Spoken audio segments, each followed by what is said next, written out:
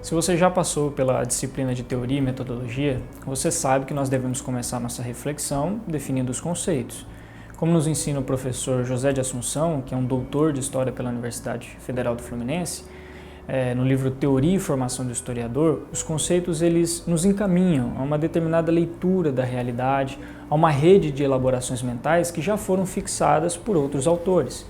Então, já de início, nós devemos entender que patrística e patrologia são termos distintos. Enquanto a patrologia ela tem por objeto a vida e os escritos dos pais da Igreja do primeiro século e, portanto, tem um caráter de indagação histórica, de informação bibliográfica e literária, a patrística ela ocupa o pensamento teológico dos padres, ou seja, um caráter mais doutrinal. O criador do termo patrologia foi um luterano chamado Johann Gerhard, do século XVII, na sua obra póstuma, Patrologia Sive de Primati Ecclesiae Christiane Doctorum Vita ac Locutrobationes Opculus, datada de 1653. O termo ele surgiu num contexto apologético da Reforma Protestante. Na época, a patrologia passou a expressar um estudo histórico e literário dos escritores cristãos antigos. Já o termo patrística é diferente, ele está ligado à teologia, como eu acabei de dizer. Surgiu também no século XVII, entre os teólogos tanto luteranos quanto católicos, e a principal finalidade era aprofundar com fidelidade o pensamento teológico e filosófico dos pais da Igreja. Percebam a diferença entre participação teológica e compreensão histórica. São duas coisas distintas. Para um maior aprofundamento dessas definições que acabamos de dizer, eu sugiro a leitura de A Introdução à Teologia Patrística, de Luigi Pavodessi, Patrística, tomo 1, de Johannes Quasten, e o Dicionário Patrístico e da Antiguidade Cristã, de Di Berardino. São três obras que são essenciais para você entender esse conceito. Bom, em nossa explanação, começaremos por uma abordagem mais histórica, ou seja, patrológica. Em seguida, uma abordagem mais teológica, isso é, patrística, pois você sabe, quando a gente pensa a partir dos padres ou da mentalidade das outras pessoas, nós podemos entender melhor as suas inquietações.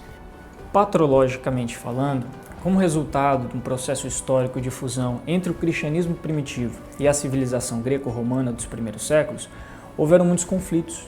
A cultura romana e grega, já muito acostumada ora com as categorias filosóficas gregas da razão, ora com o pluralismo religioso romano, estranhou a nova seita judaica surgindo, defendendo uma fé que tem como base a Bíblia, no que tange à verdade, e a exclusividade do Deus triuno na adoração dos fiéis. Assim, o cristianismo foi perseguido durante muitos anos, até 313 d.C., e severamente julgado por romanos e gregos.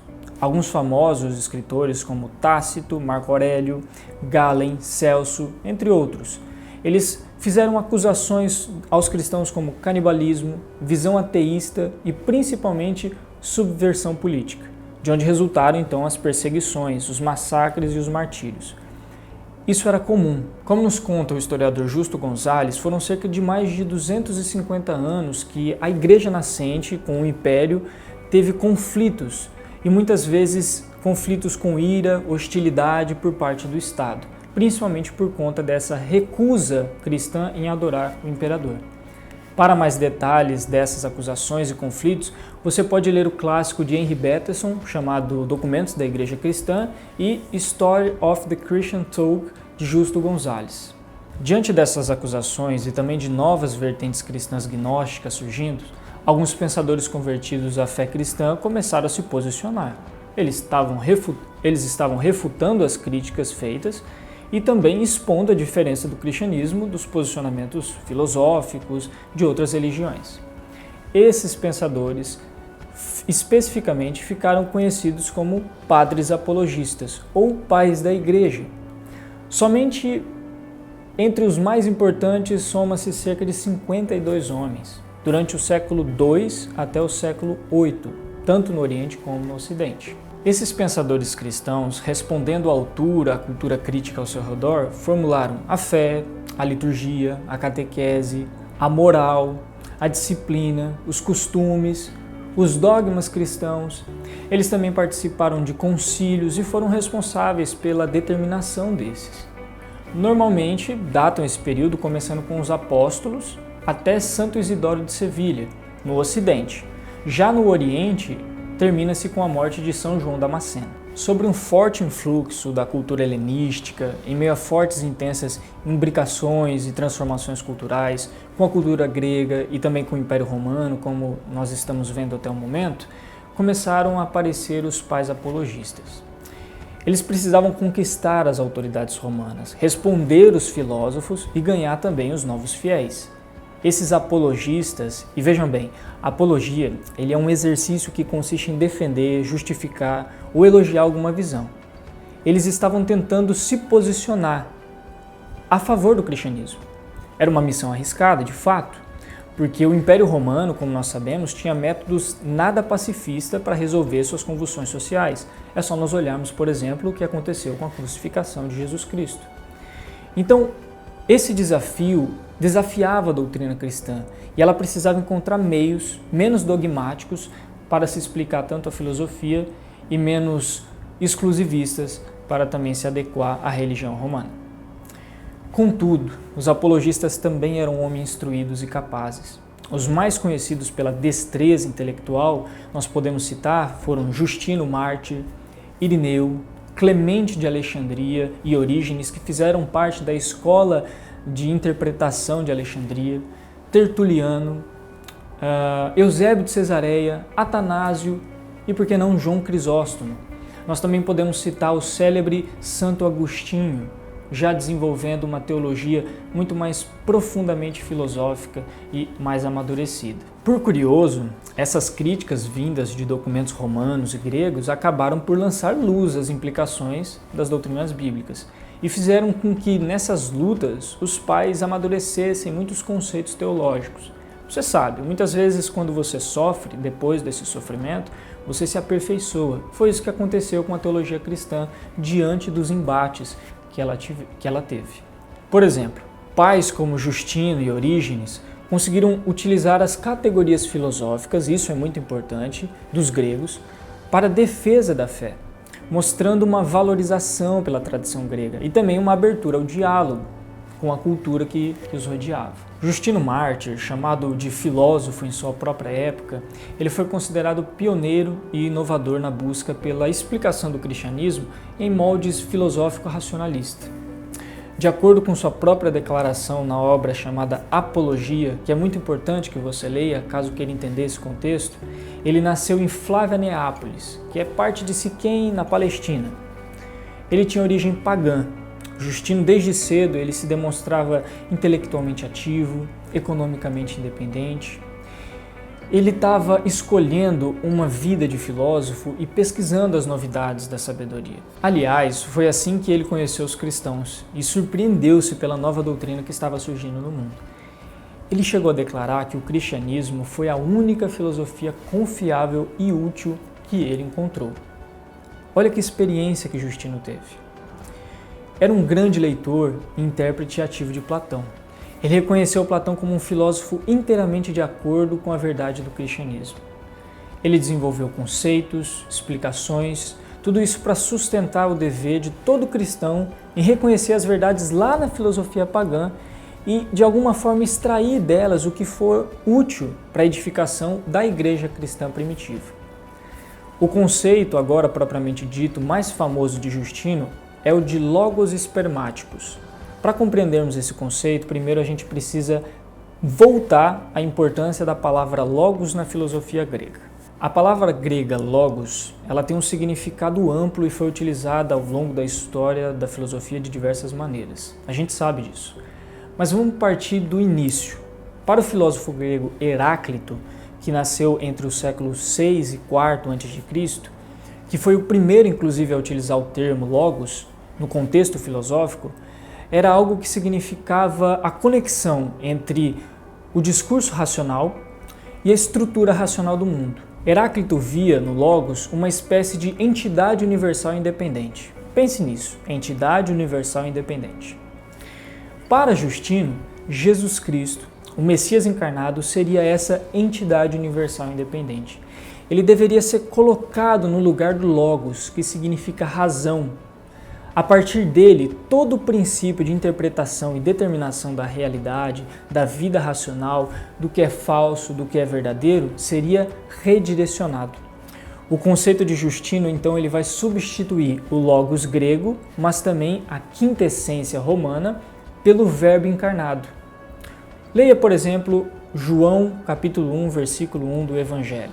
Lá é dito: e o verbo se fez carne. Se todo pensamento filosófico verdadeiro depende do logos, e começava com o logos, a filosofia deveria começar agora pelas palavras reveladas de Cristo. Isso permitiu, veja bem, que Justino reconhecesse na cultura grega um conceito como logos como um princípio imaturo, imperfeito, ainda como uma semente. Daí o termo espermáticos, que é semente em grego.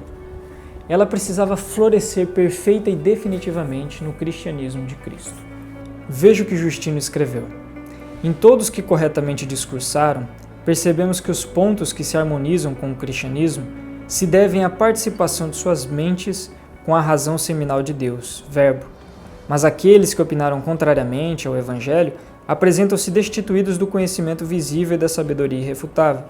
Tudo quanto, pois, algum homem em algum lugar foi opinado acertadamente, pertencem a nós, cristãos, porquanto nós, em presença de Deus, adoramos e amamos a razão, o Verbo, que procede do Deus encarnado e inefável, visto que essa razão, por nossa causa, se fez homem e compartilhou de nossos sofrimentos, ela pôde igualmente trazer-nos a salvação. Como sementes de Cristo, as verdades filosóficas e teológicas espalhadas nas culturas precisavam agora reconhecer sua maturação no cristianismo. Agora vamos falar um pouco sobre o conceito teológico de Orígenes, do século III d.C., na era da patrística. Ele foi o elaborador do conceito teológico de spolia Aegyptorum, espólios do Egito. Ele fez parte da famosa Escola de Alexandria, uma instituição qualificada em literatura, filosofia, medicina e algumas outras ciências que desenvolveram no centro cultural daquele período helenístico. Ele tinha uma visão positiva da filosofia grega, mas veja bem, de uma maneira também cética e ponderada.